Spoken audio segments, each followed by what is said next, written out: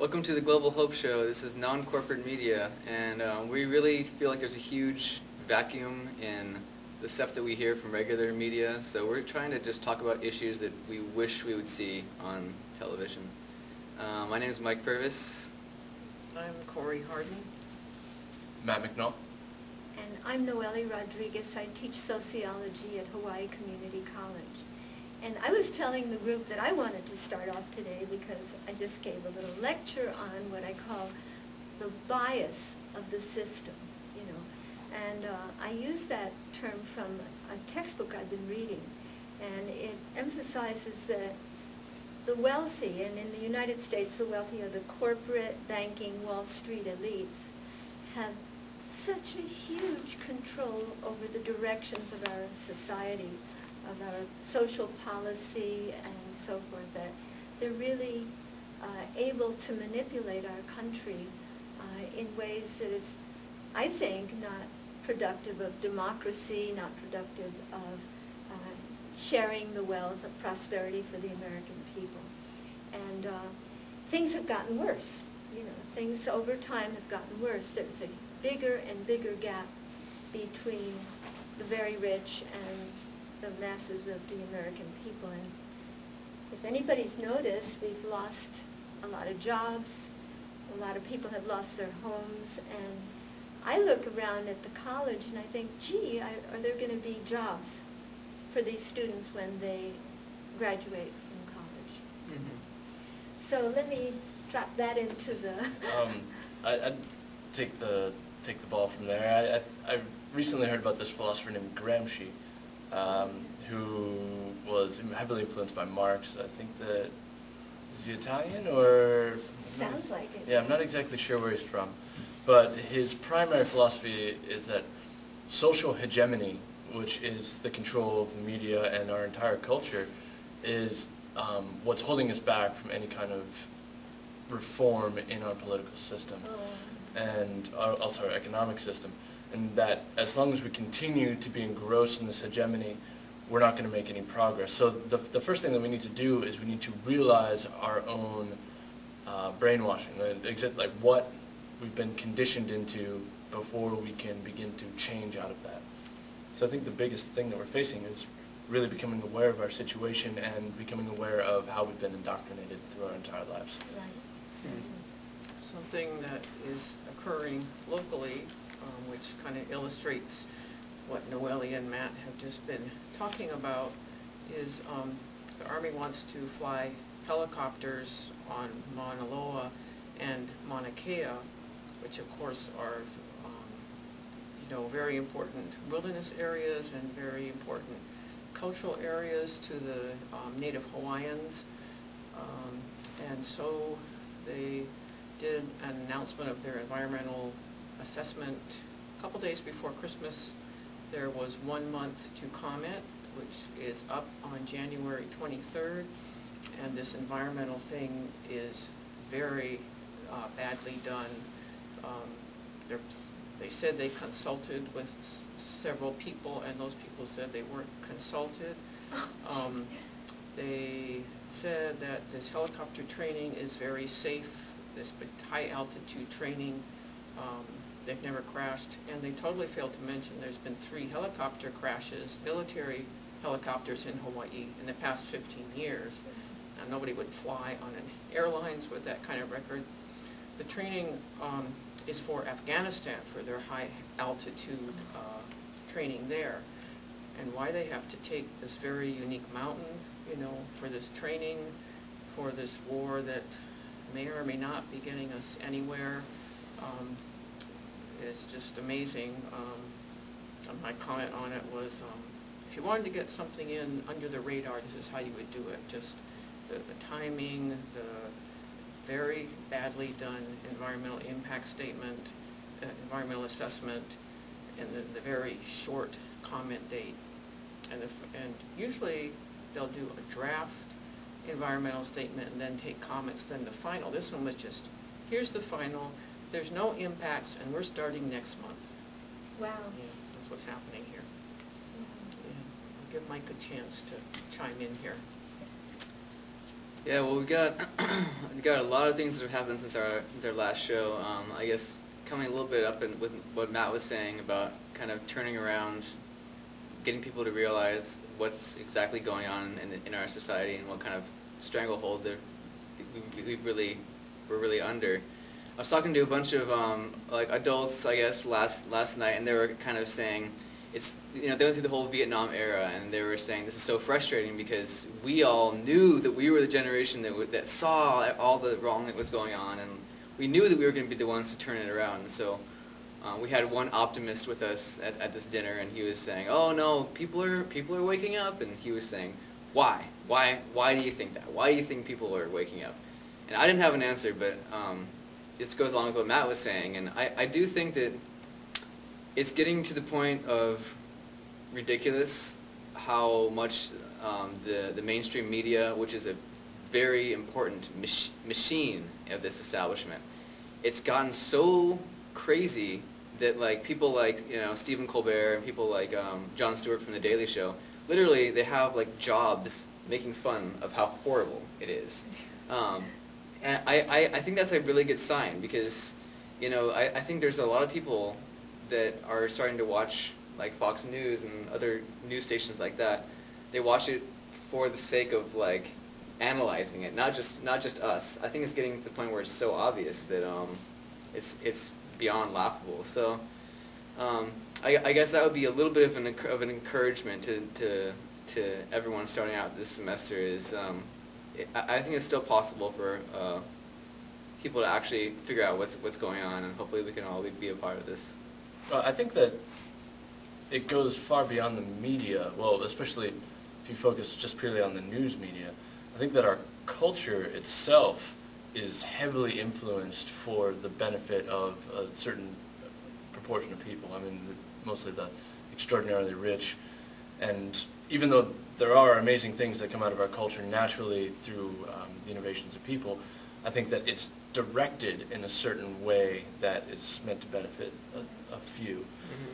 So, I mean, beyond the news, you're going to find that indoctrination in just the way we treat each other, relationships, the very idea that you need a diamond in order to marry somebody. I mean, that is so ingrained in our brains. But where did it come from? Mm-hmm. Why do we need that? There's nothing valid behind it. And then you look at the layers of reality behind that, and the people who are dying in diamond mines in Africa, and you look at the brutality of that, and the exploitation, and then the gloss of, diamond is a girl's best friend, and all that stuff. It's just like peeling back the layers and finding out what's going on really. And that's what I hope we'll be doing in this show, is sometimes being able to show that. Okay, like the helicopters, that really hits me a lot because it's the militarization of our society.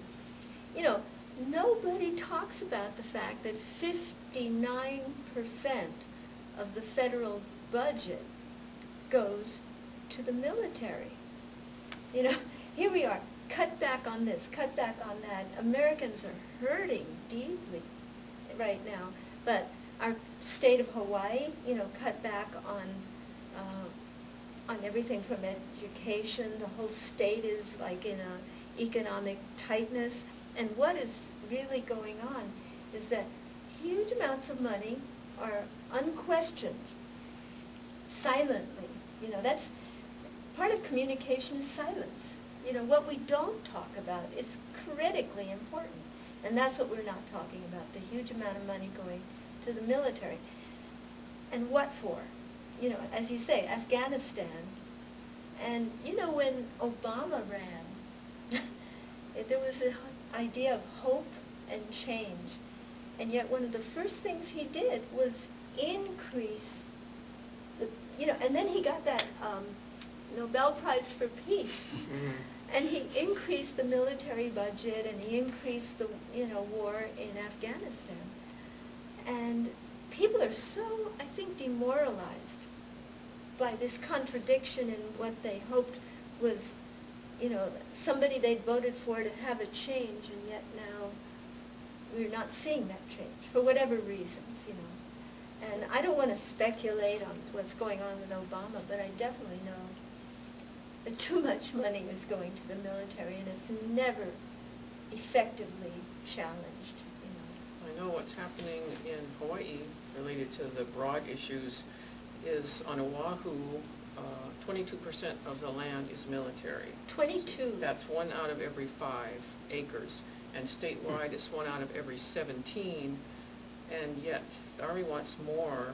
They want to, they have this tremendous, on top of the helicopters, they have this tremendous modernization project they want to do at Pohakaloa that's they're going to build this enormous range, which is half a mile wide and 2 miles long.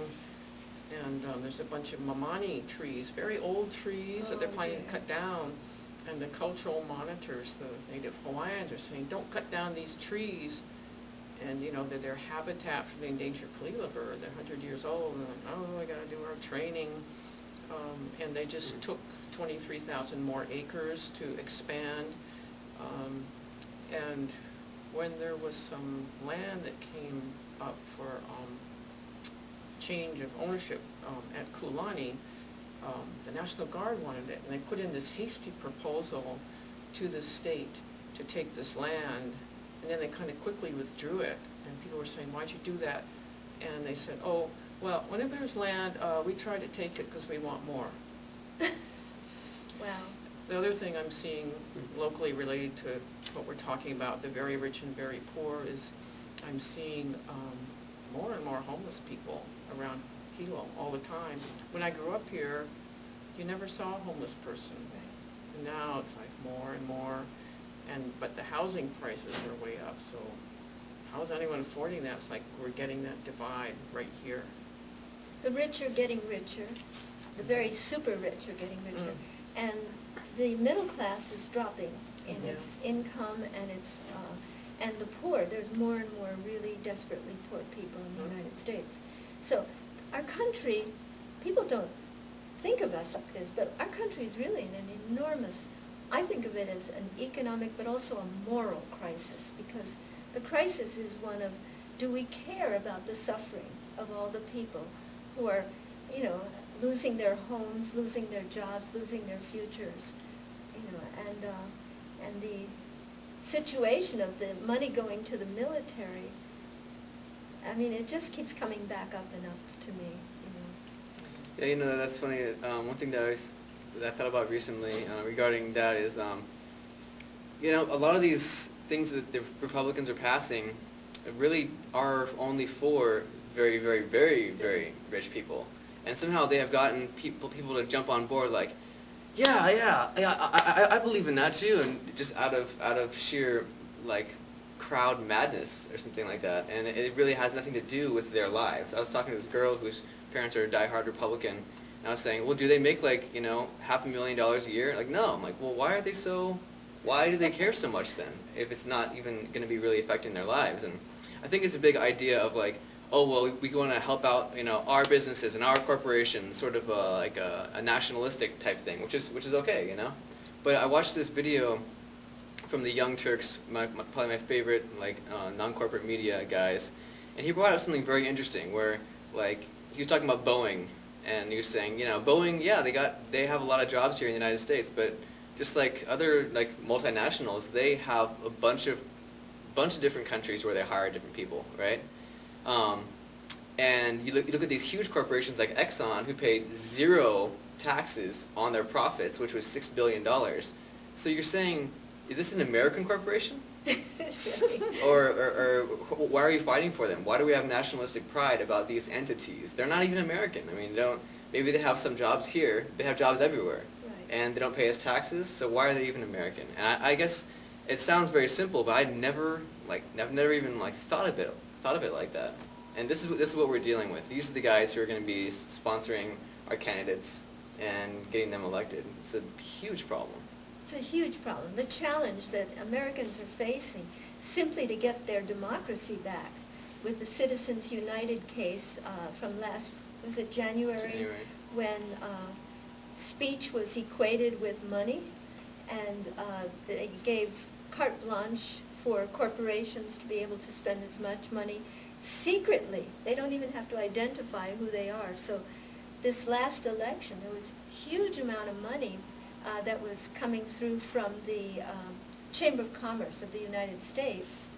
And that they were like the front group. They were the money launderers for all these corporations to be able to feed money into the campaigns of the people that they wanted to have succeed.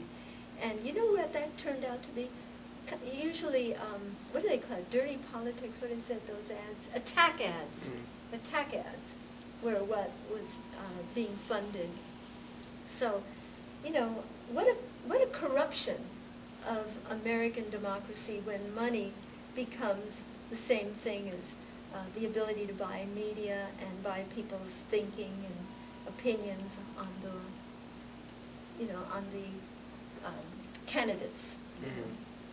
I know there are a lot of people that say that they're above it, people that watch television and say, oh, yeah, the commercials, they don't affect me. Yeah. And I think it's so naive because regardless, you're putting it in your head, and anything that you put in your head is going to mill around in there, and it's going to have some kind of effect on you regardless of whether or not you think you're immune. So, I mean, myself, I never go to horror movies or anything like that just because I don't want to put that junk in my head, but it's the same way with all these advertisements and this brainwashing, the propagandizing media that we need to entirely cut out of our lives if we want to see where we need to go. Right. I have a personal thing. I raised my, I got pregnant very late in life for the first time. I was 37 years old, and there I was, 37. I had a new baby in my arms. It was my first moment of motherhood. I'm in a rocking chair, and I'm rocking, and what comes through my mind? The little ditty, Fly the Friendly Skies of United. And actually, there was some meaning in that, you know, like I'm united and flying, but still, it's like, wait a minute, why is that in my mind? You know, it's just... It kills me when commercials use famous songs, you know, from the Oh, right. Beatles or any of these amazing artists, and then every time I hear that song after that, all I can think of is the ad. And they've forever commercialized these works of art. It's just, Yeah. it just breaks I've my read heart. that kids recognize something like 100, 150 corporate logos. Oh my and gosh. maybe 3 plants. Right. I mean, that tells you where we're at. In Hawaii, that's not going to work. I mean, the oil prices are going through the roof, and we're going to have to grow more food locally. But of course, in the past, that hasn't benefited the large corporations. It's to their benefit for us to bring everything in from someplace else. Right. So we really need to change our mindset. And I even got inspired and did a backyard garden. I kind of encourage everyone to try to grow something, even That's if it's great. a pot on your lanai or your windowsill. But you know, but it's things like that that cause change. Just people, sometimes they fight back, and sometimes they just do things differently. They have a different lifestyle, or they go on the internet and YouTube, like we are doing, and get a different message out. And there's so many times that I've seen something on an email about some outrageous thing that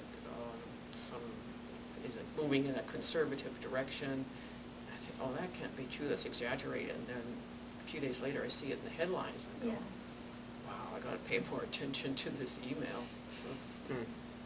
And, you know, there's something even in our community here that is very disturbing about, I think it was a month or so ago, that there was information on the front page of the Star Advertiser that tuition was going to go up in Hawaii for the schools, almost doubling the tuition.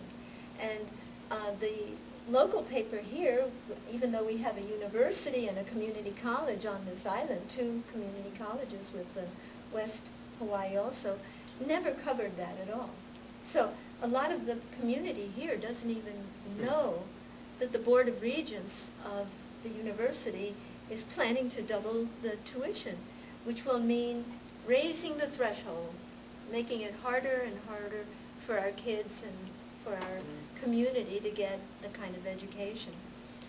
See, and I think it's because they don't need educated people anymore. They can get them in India, they can get them in China, you know.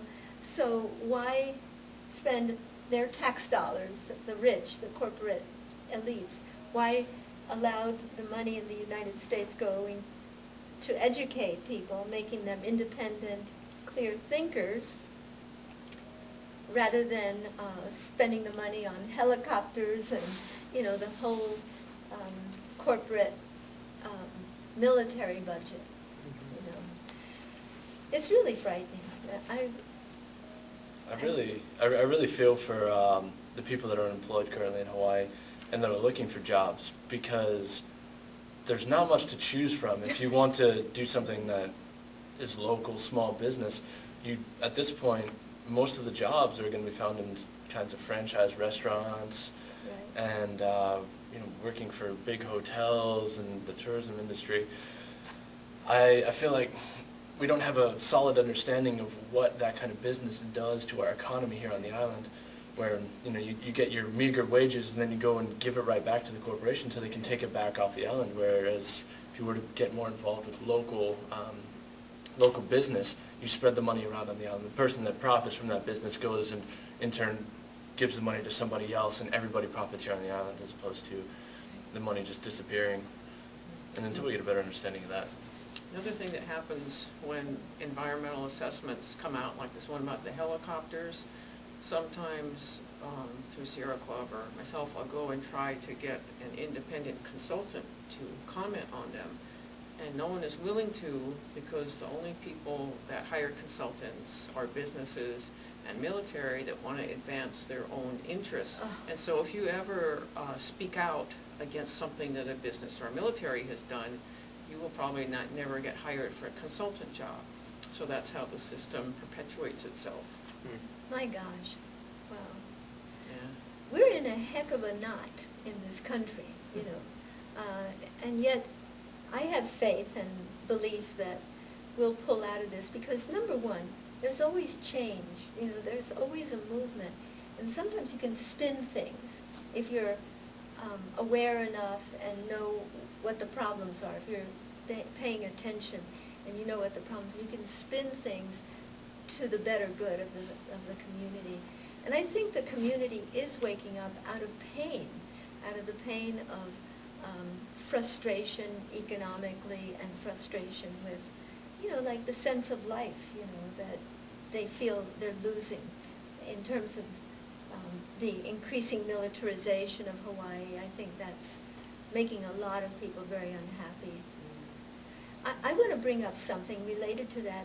Do you remember when UARC happened, the Navy wanted to do weapons development on the University of Hawaii campuses? I don't know whether it's at Manoa or here, but they held the hearing in Hilo, thinking perhaps that the people at Manoa wouldn't be able to take the flights over to resist this.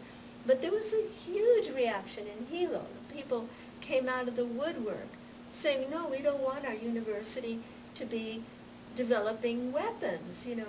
And I always think Navy weapons, is that the stuff that affects these whales, you know? But that's aside. Anyhow, huge reaction. And yet the Board of Regents voted totally, except for one person, I think, voted on the side of almost all the testimony. There were one or two people who spoke, but there were 40-some people speaking, and they spoke against. I remember being at the UH Theater when Yes, this here. The yeah. entire theater was packed. It was packed. And there wasn't a whole lot of people who were there supporting it. We No. asked people against it. And that was on top of multiple hearings at UH Manoa that I heard about from the folks there, where they would you know, have various events in opposition of this UARC. And there was a long expose written about how it came to be by an activist in Honolulu. I couldn't follow all his logic, but there's some convoluted things that went on that weren't right. And it's just a shame to have that military that far in the university, because they do classified things, and then you can't peer review what Exactly. they're doing, and it slants things in the university a certain way. But I think, you know, you need to keep speaking up about things that ain't right. As I say to my friends, once in a while we win one, you know. I think the last one was some land in Conites, zone conservation, and people keep buying it, and then they plan to do some very non-conservation thing there. And I think there's been 2 or 3 rounds where the community has come out in force saying, no, it's conservation. It's Yeah. O'oma is the land. Oh. And they have won so far, and that's the kind of thing that keeps you going. Yeah, that there are, we do have. But, you know, one of the problems with all of this, the military especially, is a sense of powerlessness. They just seem to do whatever they want no matter what. And it's a matter of going through the actions of community meetings and, you know, all this stuff, but then in the end, they just do it anyway. Just like the Sometimes, UARC not thing. always. Like I said, sometimes we win a few. Yeah. I wish that we had a sense that when we put somebody in office, from a governor to a president to whoever, that that person could be our advocate. But it seems that they're facing that same, you know, secrecy, and who knows what's happening in the back door, you know, behind the back door, you know. I think that little by little, what gives me hope is that it's getting more difficult to hide things. And, you know, with things like the BP oil spill and the Gulf, people can't ignore it. Right. And it is little by little going to start waking people up to the fact that this isn't the right way to do it. Oh, you know what this brings up is the WikiLeaks. And, you know, somebody who's actually saying, you know, letting out what's actually happening. That's really important.